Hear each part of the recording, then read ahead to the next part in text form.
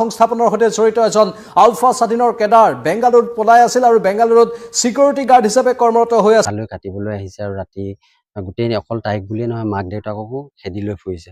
আৰু তাৰ এতিয়া পাছত বিয়াৰ পাছত গম পাইছে যে এগৰাকী বিবাহিত মহিলাৰ সৈতে অবৈধ সম্পৰ্ক আছিলে।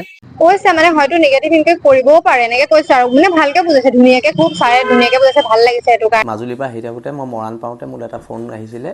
বোমা সংস্থাপনৰ সৈতে জড়িত এজন আলফা স্বাধীনৰ কেডাৰ বেংগালুৰুত পলাই আছিল আৰু বেংগালুৰুত সিকিউৰিটি গাৰ্ড হিচাপে কৰ্মৰত হৈ আছিল।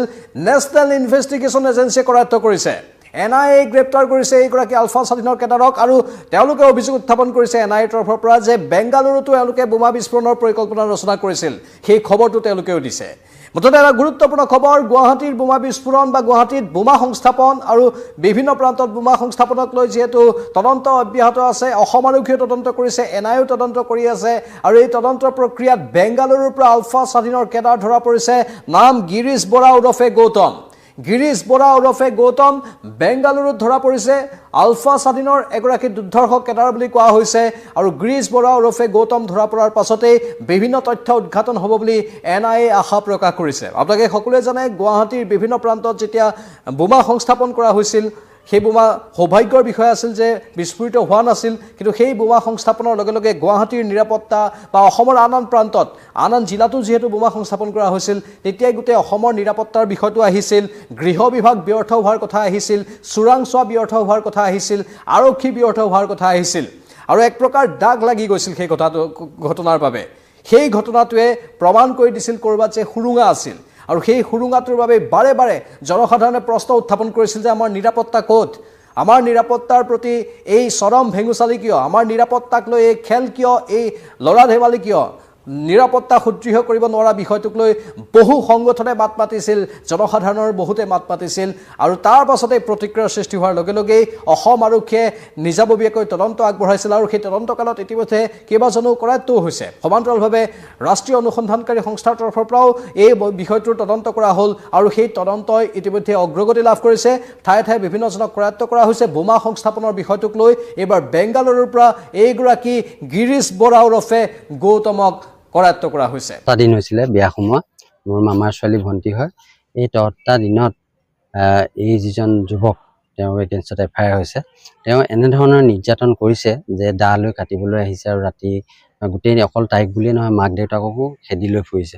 আৰু তাৰ এতিয়া পাছত বিয়াৰ পাছত গম পাইছে যে এগৰাকী বিবাহিত মহিলাৰ সৈতে অবৈধ সম্পৰ্ক আছিলে আৰু আমাৰ এই ডিগবৈ থানাত যথেষ্ট সহযোগিতা কৰিছে। আমি এটাই অনুৰোধ জনাম যে এনেধৰণৰ যিসকল যুৱক, এইসকলে আচলতে নাৰীৰ প্ৰতি যি দুৰ্বলতা আছে তেওঁলোকক দৃষ্টান্তমূলক আচলতে শাস্তি দিব লাগে, যাতে ভৱিষ্যতে তাৰ নিচিনা আৰু কোনেও এনেধৰণৰ অপকৰ্ম কৰিব নোৱাৰে। এতিয়া এগৰাকী যুৱতীৰ ভৱিষ্যতটো ধ্বংস কৰি পেলালে।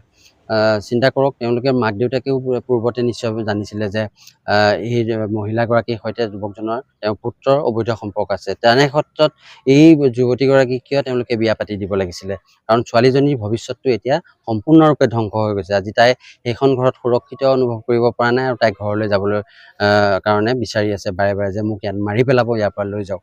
গতিকে আমি সমগ্ৰ ঘটনা বিৱৰি ডিগবৈ আৰক্ষী থানাত এজাহাৰ দাখিল কৰিছোঁ আৰু আৰক্ষী বিষয়াজনে যথেষ্ট সহযোগিতা আমাৰ সৈতে কৰিছে আৰু ইতিমধ্যে তেখেতক এৰেষ্ট কৰিছে আৰু হয়তো কিছু সময়ৰ পাছতে তেওঁক কেনেধৰণৰ ব্যৱস্থা গ্ৰহণ কৰিব আৰক্ষীয়ে গম পাব।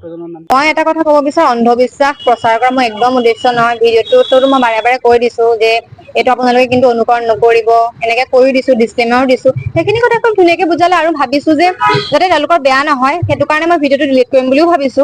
আৰু কোনো মোৰ নিগেটিভিটি বা অন্ধবিশ্বাস বিয়পোৱাৰ কোনো উদ্দেশ্যও নহয়, মই বাৰে বাৰে কৈ আছো এইটো। আৰু মই মাজতে কৈ দিছিলো যে এইটো কিন্তু আপোনালোকে অনুকৰণ নকৰিব, আৰু ছাৰে সেইখিনি কথা খুব ভালকে বুজাই দিছে। ভাল লাগিলে ছাৰে বুজাই দিয়াৰ কাৰণে। আৰু সেইখিনি যোৱা পৰহি ডিব্ৰুগড়তো আপোনাক মাতিছিলে, তাতে বিভিন্ন কথা আপোনাক সুধিছিলে, পডকাষ্টৰ ওপৰত তেওঁলোকে কিবা দিছে নেকি? কোনে ডিব্ৰুগড় থানাৰ পৰা পডকাষ্টৰ ওপৰত কি দিছে? পডকাষ্টত যিটো আপোনাক কৈছিলে তাৰ ওপৰত তেওঁ সুধিছে নেকি? সেইটো সুধিছে মানে কেতিয়া আহিছিলা, কেতিয়া পডকাষ্ট কৰিছিলা, কি কথা পাতিছিলা, তাৰপিছত আপোনাৰ পইচা লৈছিলা নেকি, আৰু এটা কথা এতিয়াই কৈলো দেই, পইচা পাতি একো লোৱা চিষ্টেম সেইবোৰ নায়েই, কাৰণ যেনেকে আমি জেনেৰেল গেষ্টক মাতো তেওঁকো মাতিছিলো, সাধাৰণ এটা নৰ্মেল পডকাষ্ট কৰিছো, নৰ্মেলি এইটো ভাইৰেল হৈ আছে আকৌ দিছো, নৰ্মেল এটা পডকাষ্ট কৰিছিলো, সেইখিনিয়ে কথা আছিলে, বেলেগ একো নাই, সোধা পোছাৰ কাৰণে মাতিছিলে আৰু তেওঁলোকৰ ফৰ্মেলিটিছৰ কাৰণে। চুমি আৰু বিশালৰ লগত আপোনাৰ এনে চিনাকি কেতিয়াৰ পৰা? একো চিনাকিয়ে নাই, মই চিনিয়ে নাপাওঁ, চুমি বিশালক একো চিনিয়ে নাপাওঁ, জাষ্ট এঘন্টা লগ পাইছো পডকাষ্টত, বাকী একো নাজানো তেওঁলোকৰ কথা মই। কেতিয়াবা থানাই ওচি বা এডিচিয়ে কি ক'লে আপোনাক? সেইটোৱে ক'লে যে তোমালোকে চাবা সামাজিক দায়বদ্ধতা আছে, সেইখিনি কথা ধুনীয়াকে খুব বুজাই দিছে, ছাৰে সহযোগিতা কৰিছে, ভাল লাগিছে। দেহৰক্ষীৰ যিটো প্ৰসংগ, কালি মই মাজুলীৰ পৰা আহি থাকোঁতে মই মৰাণ পাওঁতে মোৰ এটা ফোন আহিছিলে, কৈছিলে যে আপোনাক দেহৰক্ষী প্ৰদান কৰাইছে। তাৰপৰা মই শিৱসাগৰ পালোহি, ঘৰ পালোহি, তেতিয়া মই সন্মানেৰে 2জন দেহৰক্ষীক মই ঘৰলৈ যাবলৈ ক'লোঁ, মোক দেহৰক্ষীৰ প্ৰয়োজনীয়তা নাই বুলি ক'লে। তাৰপৰা আজি ৰাতিপুৱা আকৌ 2জন দেহৰক্ষী দিছে আৰু মোক কৈছে যে আপুনি ল'বই লাগিব, আপোনাৰ জীৱনৰ প্ৰতি ভাবুকি আছে, মৌলবাদীৰ ভাবুকি আছে বুলি এনেধৰণৰ এষাৰ কথা কোৱা হৈছে। এতিয়া কথাটো হৈছে কি, দেশ জাতিৰ বাবে শ্বহীদ হ'বলৈ মই সাজু আছোঁ, দেশক লৈ জাতিক লৈ কোনো ধৰণৰ কম্প্ৰমাইজ কৰা নহ'ব। যদি কোনোবা বাংলাদেশীয়ে মোক হত্যা কৰিম বুলি ভাবিছে, তেনেহ'লে এটা কথা স্পষ্ট, শৃংখলচলীয়া কিন্তু অকলে নমৰে, লগত 2-4টাক লৈ যোৱা হ'ব। আৰু সেইকাৰণে মই কৈছিলোঁ যে গৃহ বিভাগক মোক এটা বন্দুক দিয়ক, কিন্তু মোক বন্দুকটো দিয়া নাই, মোক এখন বন্দুকৰ লাইচেঞ্চ দিয়ক বুলি কৈছিলোঁ, সেইটো মোক দিয়া নাই। আৰু এটা কথা, যিটো ৰঙৰ গুলীয়ে মোৰ বুকু সোমাব, সেইটো ৰং অসমত নাথাকিব, সেইটো কথা একদম স্পষ্টকৈ কৈ দিয়া হৈছে। আৰু যুঁজিবলৈ মৰিবলৈ আমি সাজু আছোঁ, একদম স্পষ্ট কথা। আৰু অনাগত দিনত খিলঞ্জীয়া মানুহৰ, হিন্দু মুছলমানৰ ঊৰ্ধত গৈ খিলঞ্জীয়া মানুহৰ অধিকাৰ ৰক্ষাৰ যুঁজখন আমাৰ চলি যাব। আৰু বীৰলাচি থানাৰ প্ৰত্যেক সৈনিক মোৰ সাহস, অসমৰ খিলঞ্জীয়া জনগণ মোৰ সাহস, আৰু খিলঞ্জীয়া জনগণে মোক নিৰাপত্তা দিব বুলি মই সদায় ভাবোঁ। আৰু তথাপিতো চৰকাৰে যিহেতু কৈছে, কিবা ইনপুট থাকিব পাৰে তেখেতলোকৰ, সেই বিষয়ে মই জ্ঞাত নহয়। আৰু অনাগত দিনত মই পুনৰ কৈছোঁ, এখন ঐক্যবদ্ধ সংগ্ৰাম হ'ব। 2জন গুৱাহাটীৰ পৰা আহিছে, তেওঁলোক স্পেচিয়েল ব্ৰাঞ্চৰ মানুহ বুলি কৈছে, আহিছে আৰু আমাক আৰক্ষী প্ৰশাসনে জনাইছে যে আমি ল'বই লাগিব বুলি কৈছে। আৰু সেইকাৰণে নাই, মোক কৈছে যে মৌলবাদী সংগঠনৰ পৰা আপোনাৰ জীৱনলৈ ভাবুকি আছে।